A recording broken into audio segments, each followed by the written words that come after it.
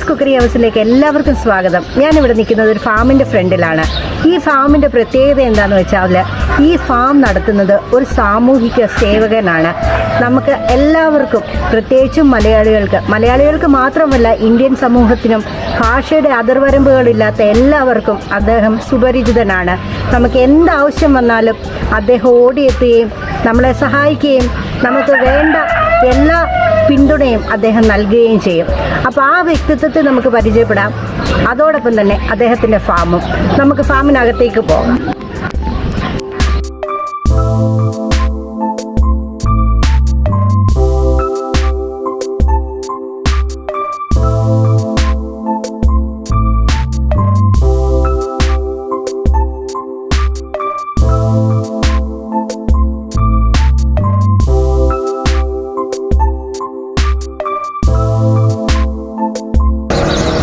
ഇവിടെ ഈ ഏരിയ നമ്മൾ കാണുന്നത് പച്ചക്കറി കൃഷിയാണ്. അപ്പോൾ ഇവിടെ പലവിധമായിട്ടുള്ള പച്ചക്കറികളുണ്ട്. നമുക്ക് വഴുതനങ്ങ കാണാം, പച്ചമുളക് കാണാം, ക്യാബേജ് കാണാം, അതുപോലെ തന്നെ ഇലകൃഷികൾ കാണാം. അതുപോലെ തന്നെ അതിന് വേണ്ടിയുള്ള വെള്ളത്തിന് വേണ്ടിയുള്ള പൈപ്പ് ഫെസിലിറ്റി ഉണ്ട്. ശരിക്കും നമുക്ക് സൂപ്പർ മാർക്കറ്റിലൊക്കെ പച്ചക്കറികൾ വരുമ്പോൾ നമ്മൾ അതെങ്ങനെയാണ് ഡെവലപ്പ് ചെയ്ത് വരുന്നതെന്ന് നമുക്കൊന്ന് മനസ്സിലാക്കാൻ ഇവിടെ വന്നാൽ സാധിക്കും. ശരിക്കും നല്ലൊരു സ്ഥലത്താണ് ഞാൻ നിൽക്കുന്നത്.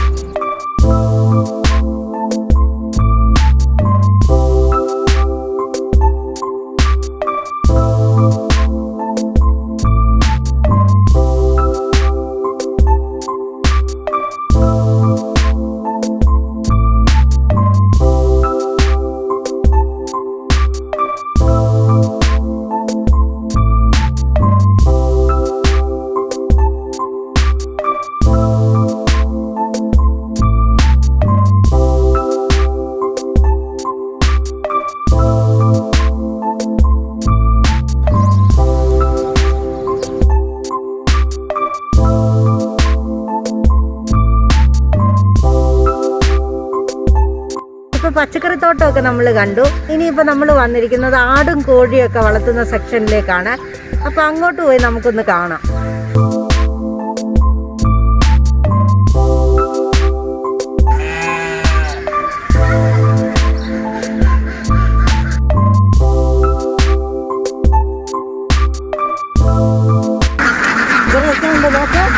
എല്ലാവരും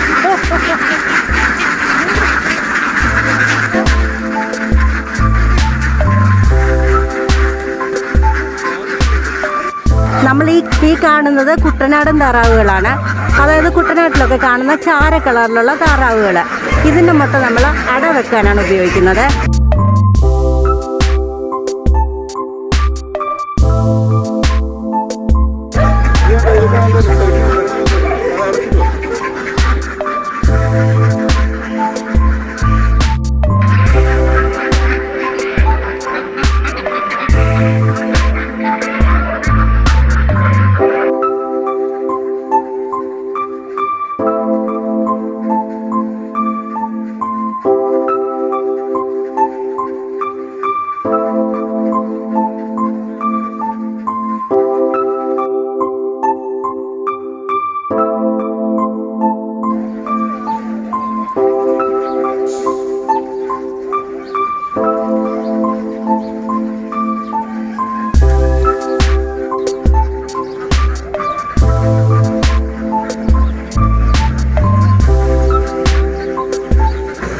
ഇനം വ്യത്യാസമുള്ള താറാവാണ്. ഇതിന് നമ്മൾ പറയുന്നത് വൈറ്റ് പെക്കിൻ എന്നാണ്.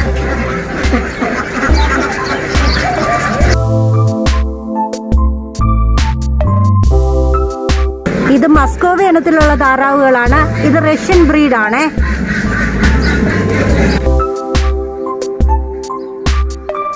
പ്രാവിൻ്റെ കുഞ്ഞുങ്ങളെ കണ്ടോ? അവർ വെള്ളം കുടിക്കുന്നതാണ് നമ്മൾ കാണുന്നത്.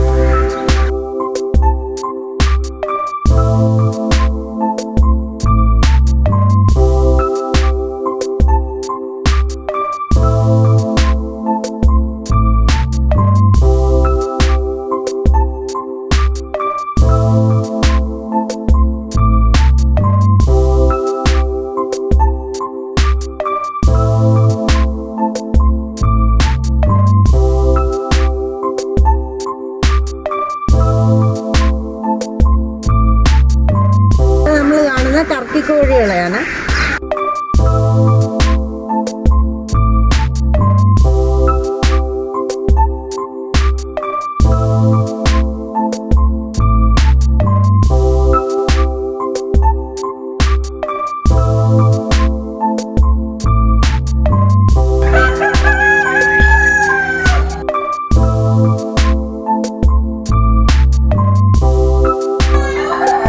ഈ കറുത്ത് നിൽക്കുന്നത് കരിങ്കോഴിയുടെ പെടക്കോഴികളാണ്.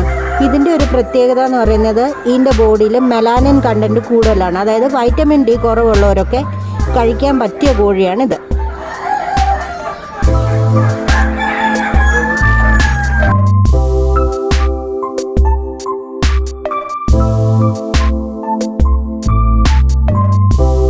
തീരെ പൊടിയാണ്, വളരെ ലൈറ്റായിട്ട് ഹാൻഡിൽ ചെയ്യണം അതിനെ.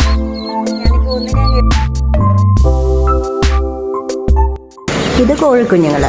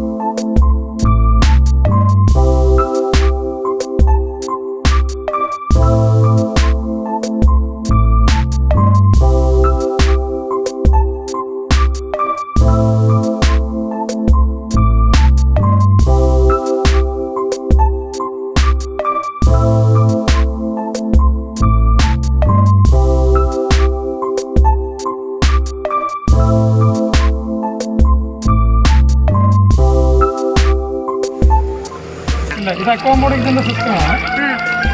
ഇതിനകത്ത് മീനിൻ്റെ വേസ്റ്റും ഇതിൻ്റെ ഫുഡും എന്ന് പറയുന്നത് അമോണിയയാണ്. അത് ഇതിനകത്തൊരു ന്യൂട്രിഫൈങ് ബാക്ടീരിയ തന്നെ ഡെവലപ്പ് ആവുന്നു. ആ ബാക്ടീരിയ ഈ അമോണിയ ന്യൂട്രീറ്റായിട്ട് കൺവേർട്ട് ആക്കും. അതിന് ഓക്സിജൻ മിക്സ് ആകുമ്പോൾ അത് നൈട്രജനാണ്. ഈ ചെടി ഡയറക്റ്റ് അങ്ങനെ തന്നെ വലിച്ചെടുക്കും. ശരി, ഓക്കെ. ഇതാണ് അതിൻ്റെ സിസ്റ്റം. ഇതിൻ്റെ വേസ്റ്റ് ഉണ്ടോ? ഇത് ഡയറക്റ്റ് വെള്ളത്തിനകത്ത് തന്നെ നിൽക്കുന്നതാണ്. ഇതിപ്പോൾ ഓൾറെഡി സിസ്റ്റം നമ്മൾ വൺ ടൈം ഇതിൻ്റെ ഹാർവെസ്റ്റിംഗ് കഴിഞ്ഞതാണ്. ജസ്റ്റ് സിസ്റ്റം റൺ ചെയ്യാൻ വേണ്ടി ഇത് അമോണിയ ലെവൽ കുറഞ്ഞ് നിൽക്കാൻ വേണ്ടി മാത്രമേ ഇത് നിർത്തിയിരിക്കുന്നു. പുതിയ പ്ലാന്റ് വെക്കാനുള്ള സമയമാണ്. അപ്പോൾ ഇതിനകത്ത് ഫിൽറ്ററില്ല, എയറില്ല, ഒന്നുമില്ല. ജസ്റ്റ് വെള്ളം പമ്പ് ചെയ്യുന്നു, ആ മേളിൽ കൂടെ വെള്ളം പോകുന്നു, അത് കറങ്ങി തിരിഞ്ഞ് തിരിച്ചിങ്ങി വരും ഇവിടെ.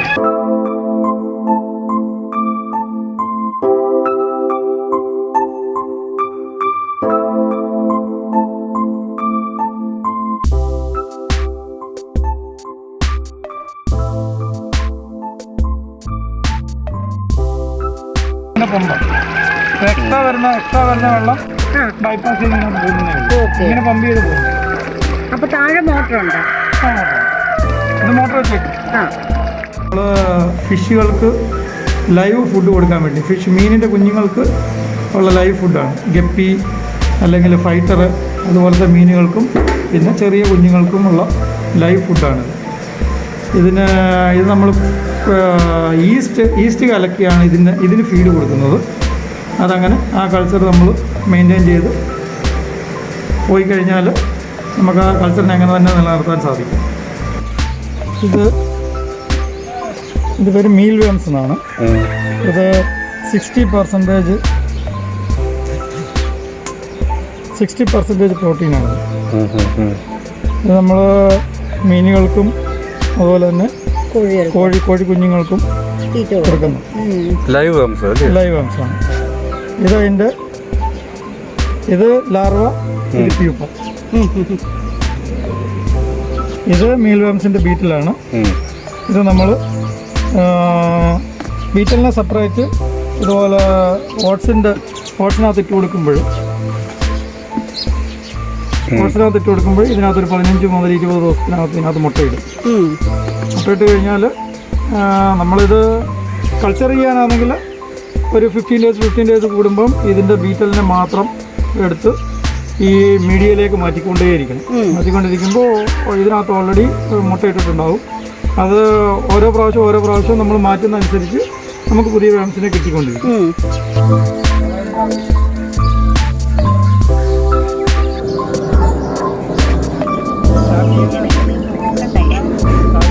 നമ്മൾ CP മാത്യു എന്ന വ്യക്തിത്വത്തെ അറിയുന്നത് ഒരു സാമൂഹിക സേവകനായിട്ടാണ്. അതുപോലെ നമുക്ക് എന്താവശ്യങ്ങളുണ്ടെങ്കിലും ആ സമയത്ത് അവിടെ ഓടിയെത്തുകയും നമ്മളെ സഹായിക്കുകയും ചെയ്യുന്ന ഒരു വ്യക്തിത്വമാണ് അദ്ദേഹം. പക്ഷേ അദ്ദേഹത്തിൻ്റെ ഈ ഒരു മുഖം നമുക്ക് അധികം പരിചയമില്ല. കർഷകനാണ് അദ്ദേഹം.